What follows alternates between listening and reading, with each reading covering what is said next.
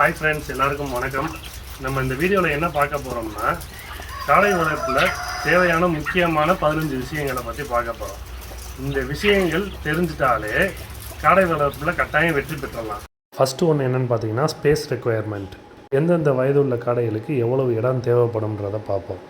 காடைகளை நம்ம 2 விதமாக வளர்க்கலாம். ஒன்று டீப் லிட்டர்னு சொல்லுவோம், ஆழ்கூள முறை.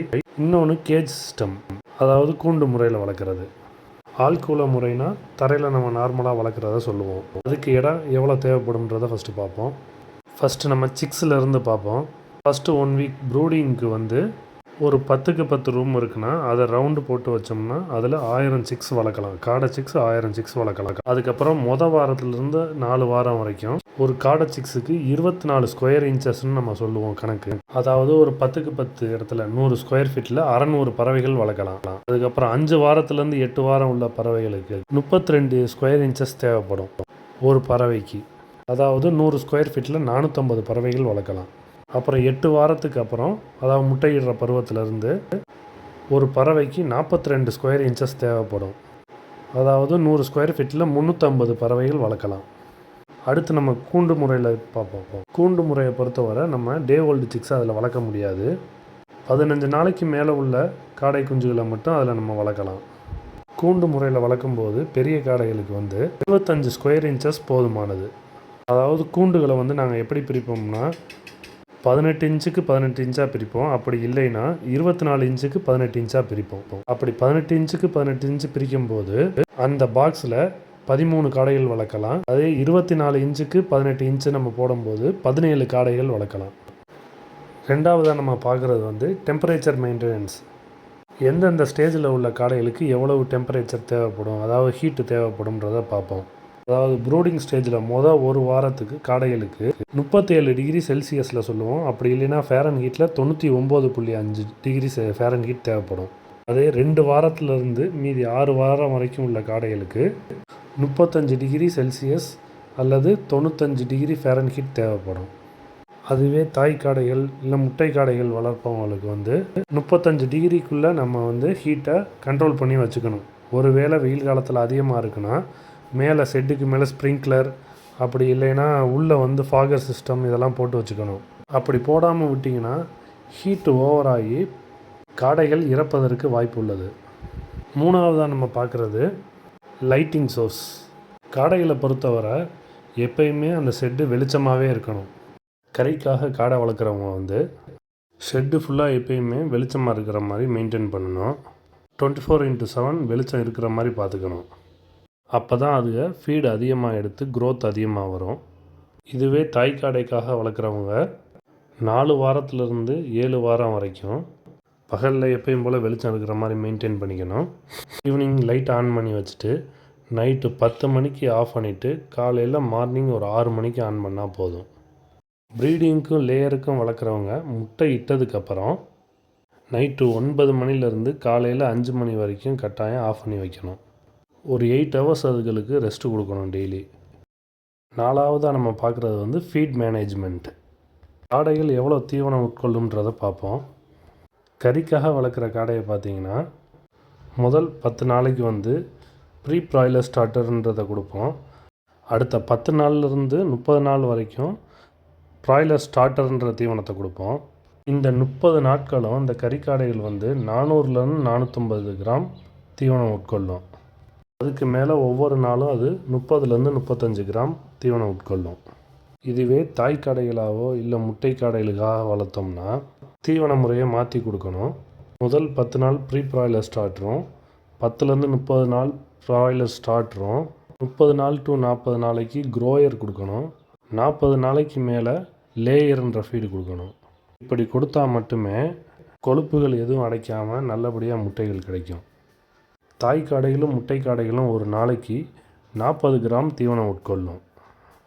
அஞ்சாவதாக நம்ம பார்க்குறது வாட்டர் மெயின்டெனன்ஸ். போர் வாட்டரை ஃப்ரெஷ் வாட்டராக யூஸ் பண்ணுறது ரொம்ப நல்லது. இதை நீங்கள் சின்டெக்ஸ் டேங்க்கில் ஸ்டோர் பண்ணி யூஸ் பண்ணும்போது டேங்க் சுத்தமாக இருக்குன்றதை ஃபஸ்ட்டு பார்த்துக்கணும். முக்கியமாக கீழே கட்டியிருப்போம் பார்த்தீங்களா சிமெண்ட் தொட்டியில், அதில் ஸ்டோர் பண்ணி யூஸ் பண்ணக்கூடாது. ஏன்னா அது ஓப்பனில் இருக்கிறதுனால சீக்கிரம் அதில் பாக்டீரியாஸ் அஃபெக்ட் ஆகிறதுக்கு வாய்ப்பு இருக்குது. இந்த தண்ணியை நம்ம காடைகளுக்கு யூஸ் பண்ணும்போது கட்டாயம் சளி இந்த மாதிரி பிரச்சனைகள் வரும். டே ஓல்ட் சிக்ஸுக்கு நீங்கள் தண்ணி வைக்கும்போது கட்டாயம் அதை சுட வச்சு ஆற வச்சு அதில் சர்க்கரை தண்ணி இல்லை குளுக்கோஸ் இல்லை சீரக தண்ணி இதெல்லாம் கலந்து வைக்கணும். இது எதுக்காக நம்ம வைக்கிறோம்னா அதோட வயிற்றில் இருக்கிற மஞ்சள் கரு சீக்கிரம் கரைகிறதுக்காக இது வைப்போம். அதிக தண்ணி அது உட்கொள்ளும் போது சீக்கிரம் அது கரைஞ்சிரும். காடைகளை பொறுத்தவரை நீங்கள் நிப்பிள் சிஸ்டம் யூஸ் பண்ணுறது ரொம்ப பெஸ்ட்டாக இருக்கும். ஏன்னா நீங்கள் ஆட்டோமேட்டிக் இதெல்லாம் யூஸ் பண்ணும்போது ஒரு இதுக்கு டிசீஸ் இருந்துச்சுன்னா அடுத்தடுத்து வாயு வைக்கும்போது சீக்கிரம் பரவ ஆரம்பிச்சிடும். அதே நிப்பிள் சிஸ்டம்னா பரவாது, தண்ணியும் லீக்கேஜ் ஆகாது. சிக்ஸுக்கு நீங்கள் ட்ரிங்கர் யூஸ் பண்ணும்போது கட்டாயம் கோழி குண்டு போட்டு யூஸ் பண்ணணும். இதுவே சிக்ஸுக்கு நீங்கள் நிப்பிள் சிஸ்டம் போட்டுட்டிங்கன்னா எந்த ப்ராப்ளமுமே வராது, நீட்டாக இருக்கும், ஷெட்டும் நீட்டாக மெயின்டைன் ஆகும். ஆறாவதாக நம்ம பார்க்குறது ஏர் வென்டிலேஷன் அண்ட் மாய்ஸ்டர். காற்று மற்றும் அதோட ஈரப்பதத்தை பற்றி நம்ம பார்ப்போம். காடைப்பண்ணை அமைக்கும்போது கட்டாயம் நீங்கள் சைடு சுற்று சுவர் இந்த மாதிரி 1.5 அடி மட்டும் ஹைட் வச்சு கட்டினா போதும். ஏன்னா அப்போ தான் உள்ளே இருக்கிற அமோனியா ஸ்மெல் சீக்கிரம் வெளியேறதுக்கு ஈஸியாக இருக்கும். நீங்கள் தாய்க்கடைகளில் கூண்டு முறையிலையோ இல்லை ஆழ்கூட முறையில் வளர்க்கும்போது வெப்ப காலங்களில் ஈரப்பதம் பற்றாமல் காடைகளோட உடம்புல இருந்து வெப்பம் வெளியேறும். அதாவது உஷ்ணம் மாதிரி ஒரு ஹீட்டு வெளியேறும்.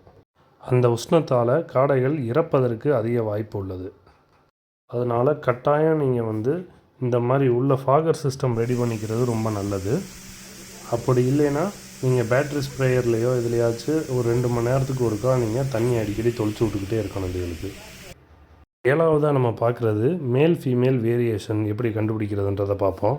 பெட்டை காடைகளோட நெஞ்சு பகுதியில் பார்த்திங்கன்னா இந்த மாதிரி கருப்பு கலரில் புள்ளி புள்ளியாக இருக்கும்.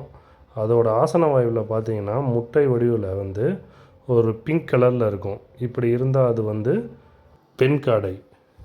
ஆண் காடையை பார்த்திங்கன்னா அதோட நெஞ்சு பகுதியில் பழுப்பு நிறத்தில் இருக்கும். இந்த மாதிரி அதோட ஆசன வாயுக்கிட்ட பார்த்திங்கன்னா அதை அமுக்கும்போது ஒரு ஒயிட் கலரில் ஸ்பெர்ம் மாதிரி வரும்.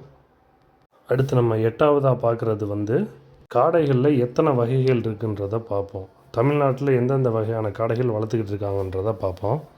காடைகளை பொறுத்தவரை 15-20 வருடத்துக்கு முன்னாடி வரைக்குமே ஜப்பானிய காடை தான் பரவலாக வளர்த்து வந்துக்கிட்டு இருந்தாங்க. அந்த ஜப்பானிய காடையில் தரம் உயர்த்தப்பட்டு நம்ம நாமக்கல் வெட்டினரி காலேஜில் 3 வகையாக பிரித்து இப்போ கொடுத்துக்கிட்டு இருக்காங்க. இல்லை நாமக்கல் 1ன்ற ப்ரீடு கறிக்கு உகந்தது. அதாவது அதோட வளர்ச்சி 25 நாட்கள்லேயே 180 கிராம ரீச் ஆயிரும். அடுத்ததாக நாமக்கல் கோல்டுன்றது இந்த வகையான காடை முட்டைக்காகவே உருவாக்கப்பட்டது. இது வருடத்துக்கு 280லேருந்து 300 முட்டைகள் தாராளமாக இடும். அதாவது ஒரு 100 காடை நீங்கள் வச்சுருந்தீங்கன்னா 80லேருந்து 90 முட்டை ஒரு நாளைக்கே உங்களுக்கு கிடைக்கும். அடுத்து நாமக்கல் 3ன்ற காடை, இது கறிக்கும் முட்டைக்கும் 2 சேர்ந்து உள்ள ப்ரீடு.